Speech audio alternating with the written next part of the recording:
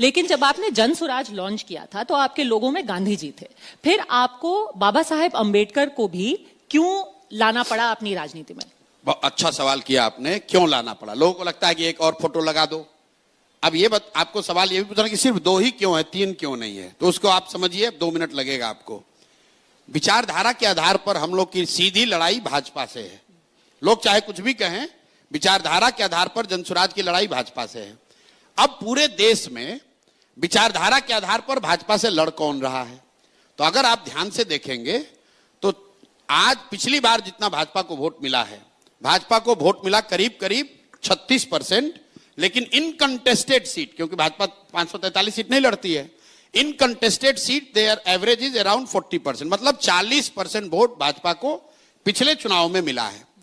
80% हिंदुओं के देश में अगर भाजपा को 40% वोट आया है, इसका मतलब है कि करीब करीब आधे हिंदू आज भी भाजपा को वोट नहीं देते हैं। अब ये आधे हिंदू कौन है? हम लोग की समझ ये है, मेरी समझ ये है कि आधे हिंदू वो हैं जो 4 भाग में बटे हुए हैं। जो लोग गांधी के विचारधारा में यकीन रखते हैं वो भाजपा के आज के कार्यक्रमों से, आज के विचारधारा से इत्तेफाक नहीं रखते हैं। जो बाबा साहब के विचारधारा के मानने वाले लोग हैं वो भी भाजपा के साथ नहीं चलना चाहते हैं। जो कम्युनिस्ट विचारधारा के मानने वाले लोग हैं वो भी भाजपा के साथ नहीं है, चाहे किसी जाति के हों। और जो लोहिया जयप्रकाश को मानने वाले समाजवादी नेता कुछ बचे हुए हैं वो भी भाजपा के साथ नहीं चलना चाहते हैं विचारधारा के आधार पर।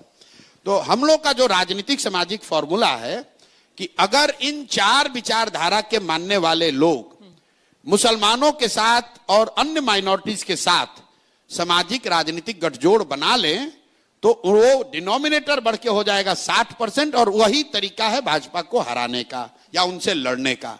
अब आप कहिएगा कि जब 4 है तो उसमें हमने 2 ही क्यों इस्तेमाल किया? क्योंकि कम्युनिस्ट पार्टी यहां एक दल है तो उनके लेनिन और मार्क्स का तो फोटो हम लगा नहीं सकते हैं। दूसरा बच के समाजवादी लोग, तो समाजवाद के भी 1-2 लोग अभी टुकड़ों में बचे हुए हैं।